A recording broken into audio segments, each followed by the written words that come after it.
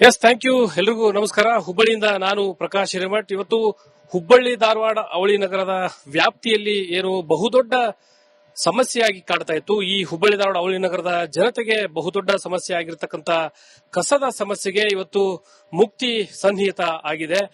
ಈ ಒಂದು ಬಹುದೊಡ್ಡ ಕಸದ ಸಮಸ್ಯೆಗೆ ಒಂದು ರೀತಿ ಮುಕ್ತಿ ಕೊಡುವಂತ ನಿಟ್ಟಿನಲ್ಲಿ ಕೇಂದ್ರ ಸರ್ಕಾರದ ಒಂದು ಅಂಗಸಂಸ್ಥೆ ಒಂದು ಬಹುದೊಡ್ಡ ಘಟಕವನ್ನ ಇಲ್ಲಿ ನಿರ್ಮಾಣ ಮಾಡಿರ್ತಕ್ಕಂಥದ್ದು. ಸದ್ಯ ನಾನೀಗ ಈ ಒಂದು ಪ್ಲಾಂಟ್ ನಲ್ಲಿ ಇದ್ದೀನಿ. ಇದು NTPC ಅಂಗಸಂಸ್ಥೆ ಏನಿದೆ, ಈ ಹುಬ್ಬಳ್ಳಿ ಧಾರವಾಡ ಅವಳಿ ನಗರದಾದ್ಯಂತ ಏನು ಈ ಅವಳಿ ನಗರದ ವ್ಯಾಪ್ತಿಯಲ್ಲಿ ಪ್ರತಿನಿತ್ಯವೂ ಸಂಗ್ರಹ ಆಗುವಂತ 100 ಟನ್ ಕಸವನ್ನ ಏನು ಚಾರ್ಕೋಲ್ ಆಗಿ ಚಾರ್ಕೋಲ್ ಆಗಿ ಪರಿವರ್ತನೆ ಮಾಡುವಂತ ನಿಟ್ಟಿನಲ್ಲಿ ಒಂದು ಭಾರತ ದೇಶದಲ್ಲೇ ಎರಡನೇ ಅತಿ ದೊಡ್ಡ ಒಂದು ಘಟಕವನ್ನ ಇಲ್ಲಿ ನಿರ್ಮಾಣ ಮಾಡಿರ್ತಕ್ಕಂಥದ್ದು.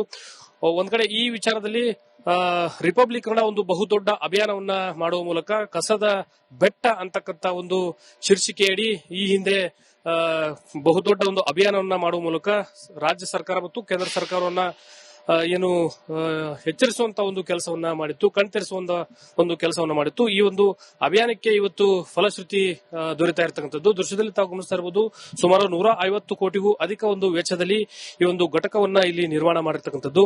ವಾರಣಾಸಿಯನ್ನ ಹೊರತುಪಡಿಸಿದರೆ ದಕ್ಷಿಣ ಭಾರತದಲ್ಲೇ ಎರಡನೇ ಒಂದು ದೊಡ್ಡ ಘಟಕವಾಗಿ ಇದು ಹೊರಹೊಮ್ಮತಾ ಇರತಕ್ಕಂಥದ್ದು. ಇನ್ನ ಪ್ರತಿನಿತ್ಯವೂ ಕೂಡ ಏನು ಸಂಗ್ರಹ ಆಗ್ತಾ ಇರುವಂತ ಜನರೇಟ್ ಆಗ್ತಾ ಇರತಕ್ಕಂತ ಏನು ಕಸ ಸಂಗ್ರಹಣೆ ಆಗ್ತಾ ಇದೆ, ಆ ಕಸವನ್ನ ಇಲ್ಲಿ ಚಾರ್ಕೋಲ್ ಆಗಿ ಮಾರ್ಪಾಡು ಮಾಡುವಂತ ನಿಟ್ಟಿನಲ್ಲಿ, ಚಾರ್ಕೋಲ್ ಆಗಿ ಪರಿವರ್ತನೆ ಮಾಡುವಂತ ನಿಟ್ಟಿನಲ್ಲಿ ಈ ಒಂದು ಬಹುದೊಡ್ಡ ಘಟಕವನ್ನ ಇಲ್ಲಿ ನಿರ್ಮಾಣ ಮಾಡಿರ್ತಕ್ಕಂಥದ್ದು. ದೃಶ್ಯದಲ್ಲಿ ತಾವು ಗಮನಿಸ್ತಾ ಇರಬಹುದು, ಬಹುದೊಡ್ಡ ಘಟಕವನ್ನ ಇಲ್ಲಿ ನಿರ್ಮಾಣ ಮಾಡುವ ಮೂಲಕ ಈ ಒಂದು ಕಸದ ಸಮಸ್ಯೆ ಏನಿತ್ತು, ಅವಳಿ ನಗರದಾದ್ಯಂತ ಸಂಗ್ರಹ ಆಗ್ತಾ ಇರುವಂತ ಟನ್ ಗಟ್ಟಲೆ ಸಂಗ್ರಹ ಆಗ್ತಾ ಇರತಕ್ಕಂಥ ಒಂದು ಕಸದ ಸಮಸ್ಯೆಗೆ ಇಲ್ಲಿ ಮುಕ್ತಿಯನ್ನ ಹಾಡುವಂತ ನಿಟ್ಟಿನಲ್ಲಿ ಕೇಂದ್ರ ಸರ್ಕಾರ ಮುಂದಾಗಿರುವಂತದ್ದು. ಇನ್ನು ಈ ಬಗ್ಗೆ ಮಾತನಾಡಲಿಕ್ಕೆ ಪಾಲಿಕೆ ಅಧಿಕಾರಿಗಳು ನಮ್ಮ ಜೊತೆಗೆ ಇದ್ದಾರೆ, ಅವ್ರನ್ನ ಮಾತಾಡ್ತೀನಿ. ಸರ್, ಈ ಒಂದು ಘಟಕ ಯಾವ ರೀತಿ ಕಾರ್ಯನಿರ್ವಹಿಸುತ್ತದೆ? ಹುಬ್ಬಳ್ಳಿ ಧಾರವಾಡ ಮಹಾನಗರ ಪಾಲಿಕೆ ರಾಜ್ಯದ ಎರಡನೇ ಅತಿ ದೊಡ್ಡ ಮಹಾನಗರ ಪಾಲಿಕೆ ಆಗಿದೆ. ಇಲ್ಲಿ ಪ್ರತಿನಿತ್ಯ ಸುಮಾರು 600ರಿಂದ 650 ಟನ್ ಅಷ್ಟು ಘನತ್ಯಾಜ್ಯ ಉತ್ಪತ್ತಿ ಆಗುತ್ತೆ. ಇದರಲ್ಲಿ ನಮಗೆ ಬಹುದೊಡ್ಡ ಸಮಸ್ಯೆ ಅಂದ್ರೆ ಒಣಕಸದ್ದು. ಯಾಕಂದ್ರೆ ಒಣಕಸ ಚೆನ್ನಾಗಿ ಕ್ಯಾಲರಿಫಿಕ್ ವ್ಯಾಲ್ಯೂ ಇರುವಂತದ್ದು ಸುಮಾರು 250ರಿಂದ 280 ಟನ್ ಅಷ್ಟು ನಮಗೆ ಕಲೆಕ್ಟ್ ಆಗುವಂತದ್ದು. ಅದನ್ನು ನಾವು ಎರಡು ಕಡೆ ಅಂದ್ರೆ ಧಾರವಾಡದ ಹೊಸ ಯಲ್ಲಾಪುರದ ಗಾರ್ಬೇಜ್ ಯಾರ್ಡ್ ಅಲ್ಲಿ ಮತ್ತೆ ಹುಬ್ಬಳ್ಳಿ ಕಾರವಾರ ರಸ್ತೆಯ ಗಾರ್ಬೇಜ್ ಯಾರ್ಡ್ ಅಲ್ಲಿ ಅದನ್ನ ಶೇಖರಣೆ ಮಾಡ್ತಾ ಇದೀವಿ, ಪ್ರೋಸೆಸ್ ಮಾಡ್ತಾ ಇದೀವಿ. ನಾವು ಹಸಿ ತ್ಯಾಜ್ಯದಿಂದ ಗೊಬ್ಬರ ಮಾಡ್ತೀವಿ. ಆದ್ರೆ ಒಣ ತ್ಯಾಜ್ಯವನ್ನ ಹಾಗೆ ಇಡೋದ್ರಿಂದ ಅದರಿಂದ ಸಾಕಷ್ಟು ಪ್ರಮಾಣದಲ್ಲಿ ಬೆಂಕಿ ಹತ್ಕೊಂಡು ಮಾಲಿನ್ಯ ಆಗ್ತಾ ಇತ್ತು. ಈಗ NTPC ವಿದ್ಯುತ್ ವ್ಯಾಪಾರ ನಿಗಮ ಲಿಮಿಟೆಡ್ NVVN ಅವರು ಏನು BO ಮಾದರಿಯಲ್ಲಿ ಪ್ಲಾಂಟ್ ಅನ್ನ ಮಾಡಿದ್ದಾರೆ, ಇದರಿಂದ ಸ್ಥಳೀಯವಾಗಿ ನಮ್ದು ಕಸದ ಸಮಸ್ಯೆಗೆ ಮುಕ್ತಿ ದೊರೆಯುತ್ತೆ. ಮತ್ತೆ ಒಣಕಸ ಸ್ಥಳೀಯವಾಗಿ ಮ್ಯಾನೇಜ್ ಆಗುತ್ತೆ. ಮತ್ತೆ ಮಾಲಿನ್ಯ ಪ್ರಮಾಣ ಕೂಡ ಗಣನೀಯವಾಗಿ ತಗ್ಗುತ್ತೆ. ಅಂದ್ರೆ ಈ ಇಷ್ಟು ವರ್ಷಗಳ ಕಾಲ ಏನು ಕಸದ ಸಮಸ್ಯೆ ಇತ್ತು ಸರ್, ಅದಕ್ಕೆ ಪರಿಪೂರ್ಣವಾಗಿ ಒಂದು ಇತ್ಯರ್ಥ ಹಾಡುವಂತ ನಿಟ್ಟಿನಲ್ಲಿ ಈ ಒಂದು ಘಟಕದ ಮೂಲಕ ಮುಕ್ತಿ ಸಿಗುತ್ತೆ ಅಂತಕ್ಕಂಥ ಒಂದು ಭರವಸೆ ಇದೆಯಾ?